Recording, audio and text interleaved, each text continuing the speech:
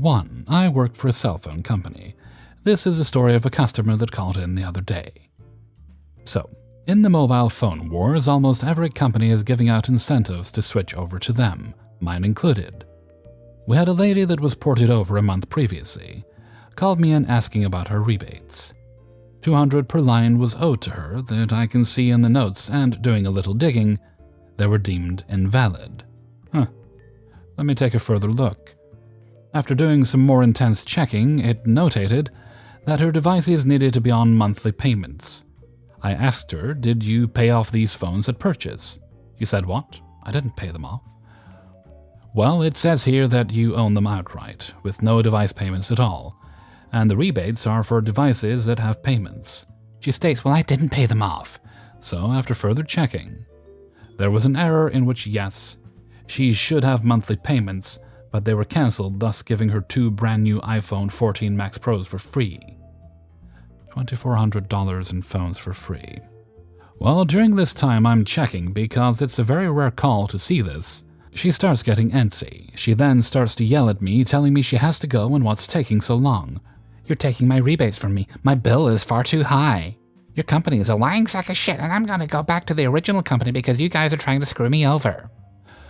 I told her calmly that I'm working to fix a few mistakes here and that it's only going to be a bit longer.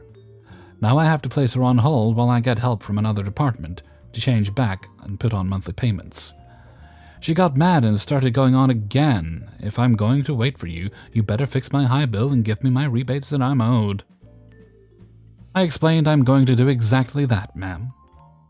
After some huffing and puffing, I got her on hold to fix all the things that needed to be fixed. I returned after a few moments with her, of course, fuming that I had to take the time to do this.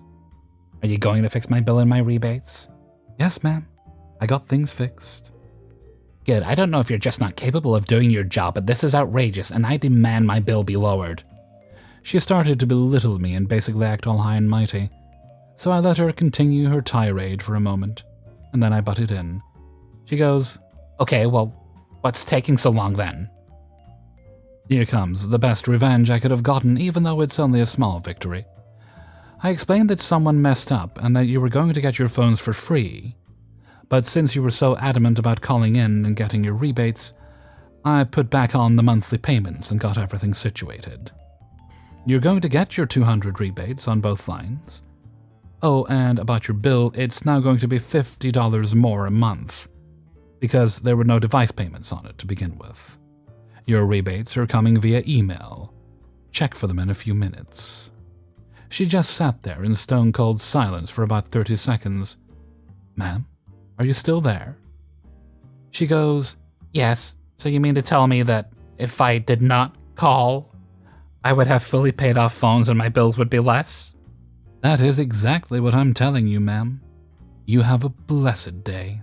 Maybe she will learn a lesson that if you're rude and going off about things you know nothing about, it might save you in the future.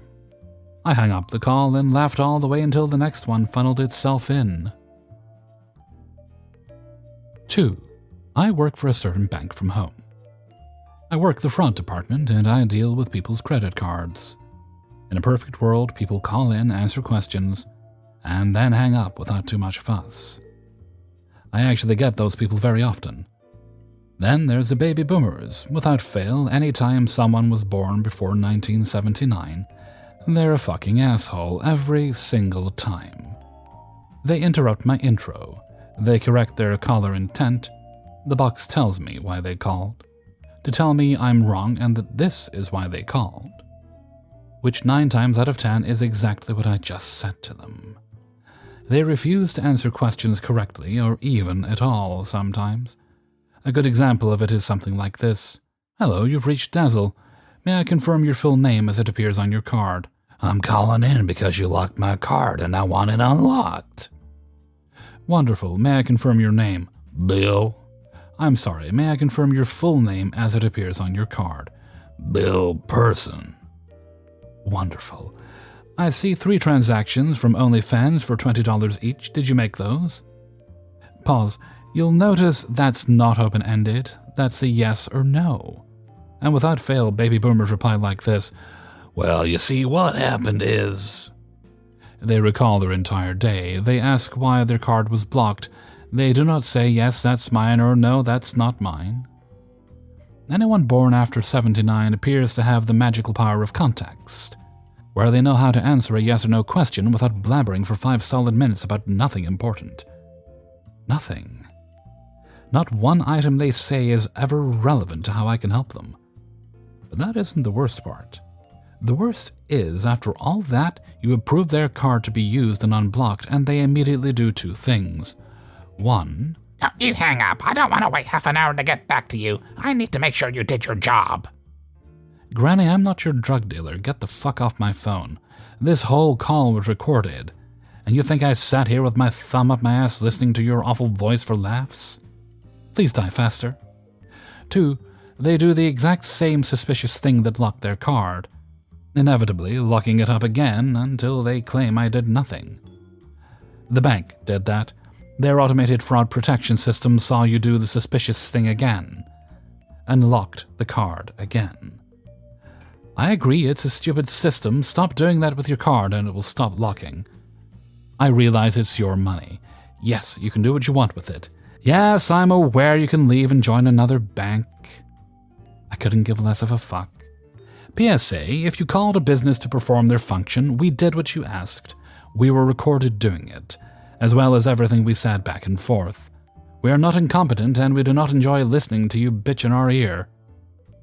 PSA 2, if we ask a question, we want the answer and nothing else. Please shut up, it isn't relevant to me helping you. 3.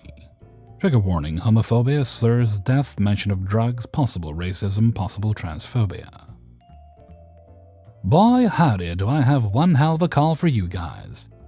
To be honest, it sounds extremely outlandish, and like it can't possibly be real, but I assure you it is.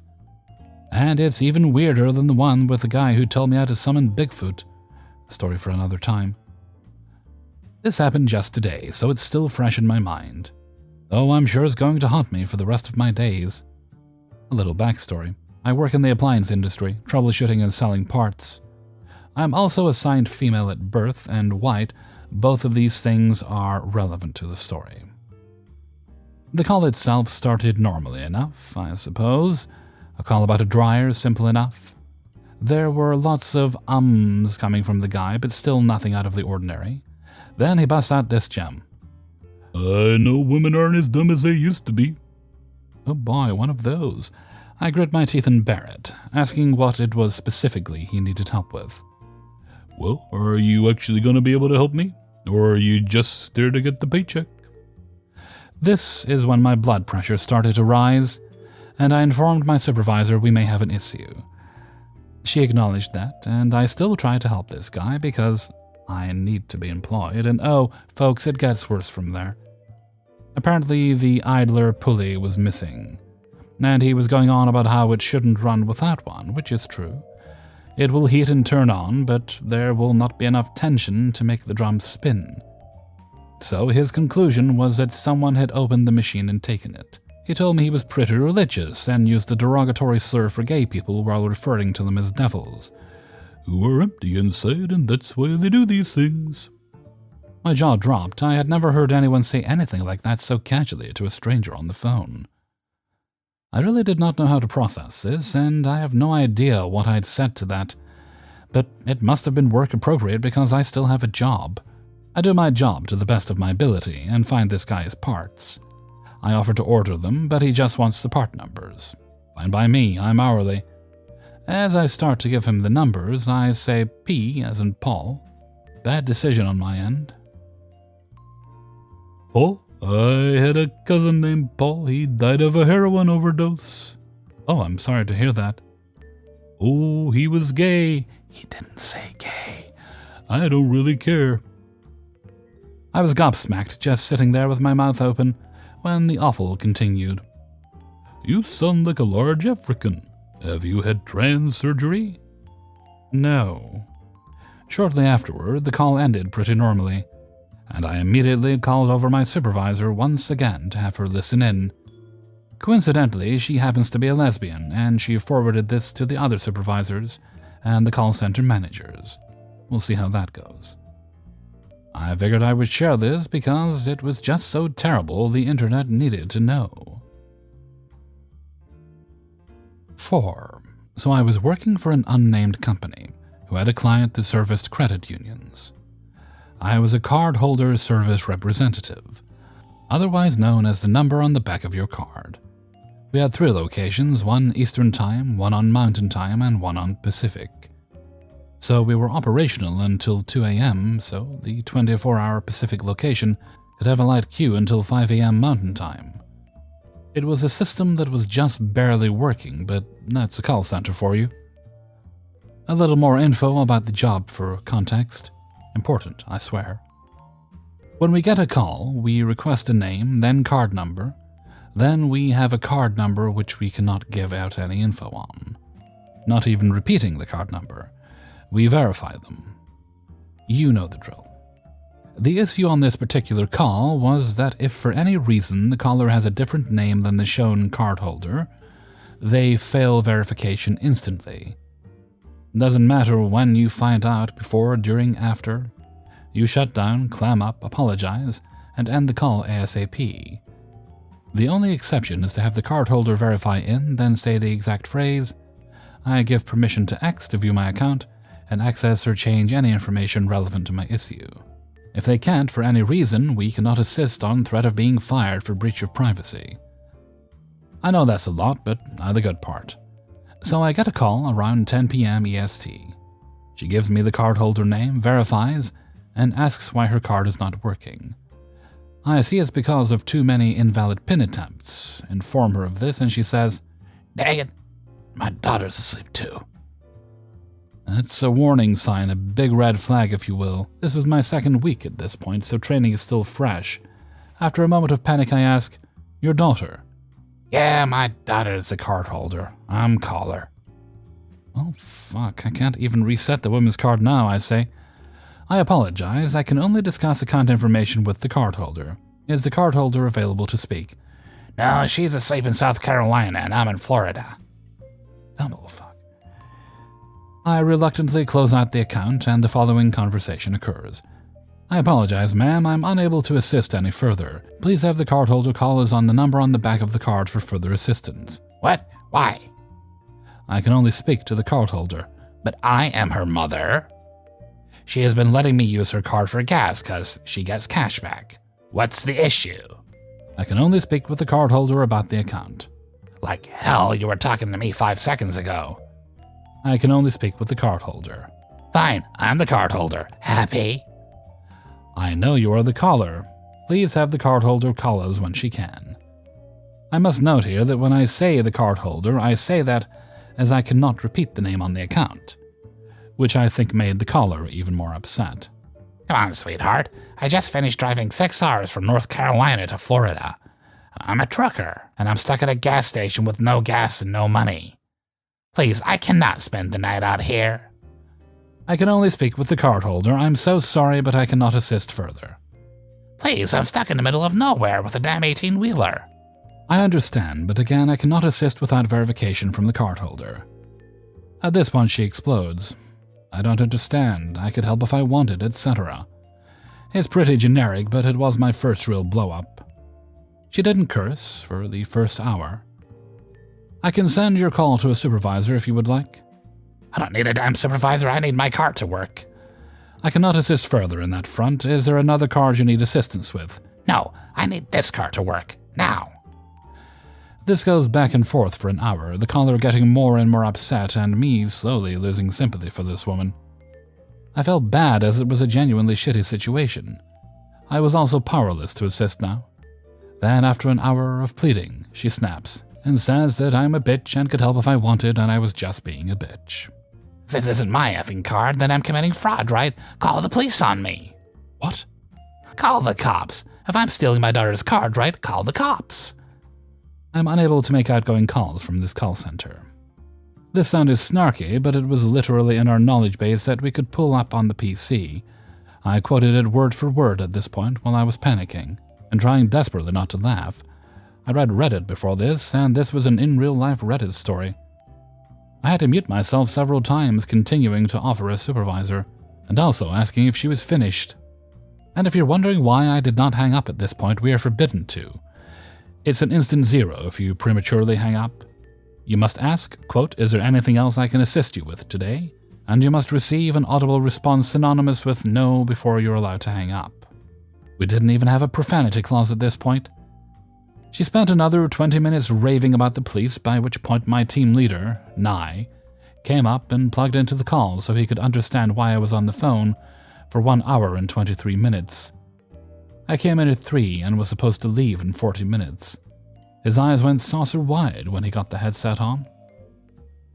Then she said it as I was reiterating our cardholder policy. She said it, and I could not hit the mute button fast enough.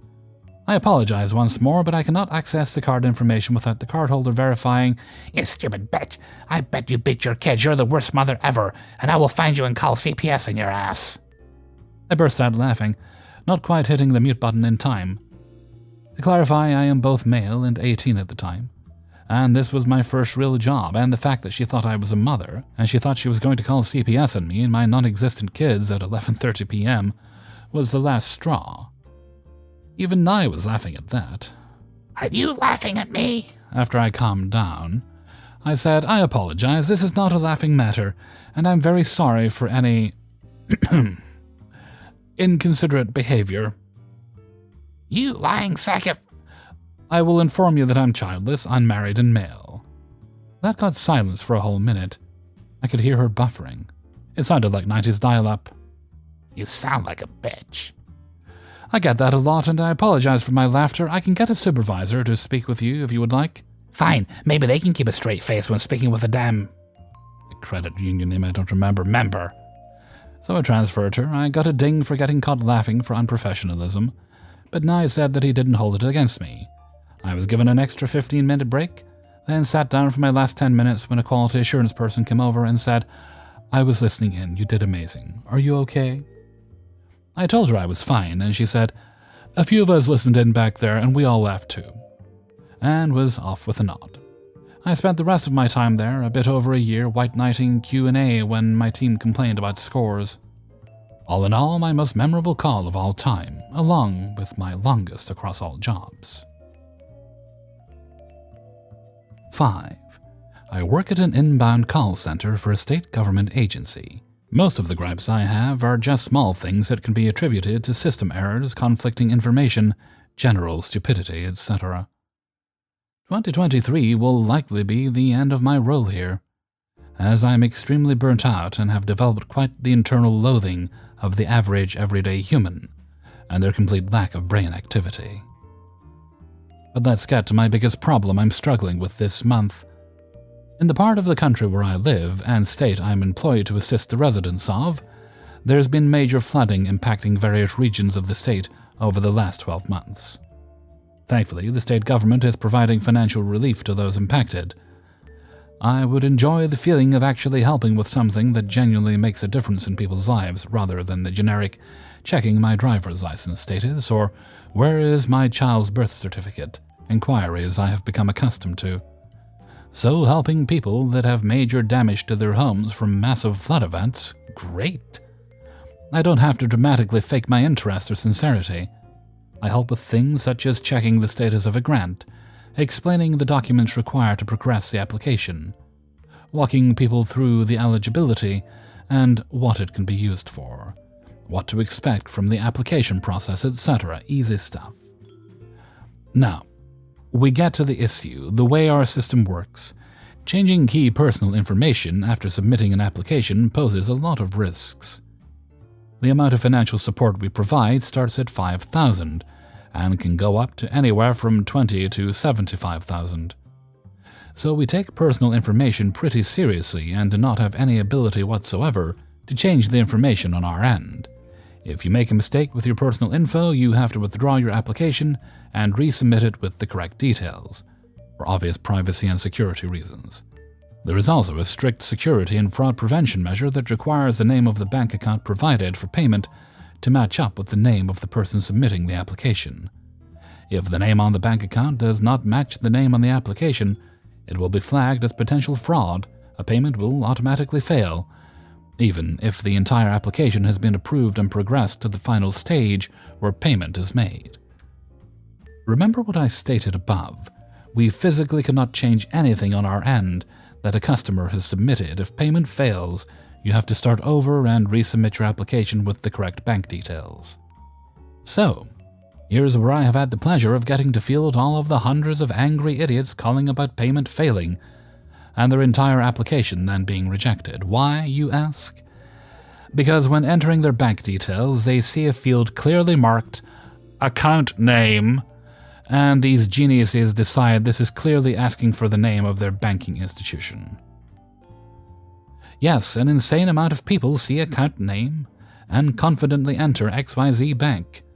Their name obviously isn't XYZ Bank, so of course it is then flagged by the system and automatically fails.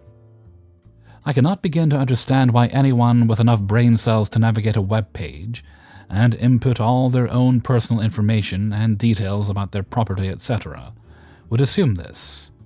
So instead of this, account name Ming Lee, BSB 000212, account number 12345678, they put account name Wells Fargo Bank, BSB 000212, account number 1235678. Then call to abuse the hell out of me when the payment fails due to incorrect bank information.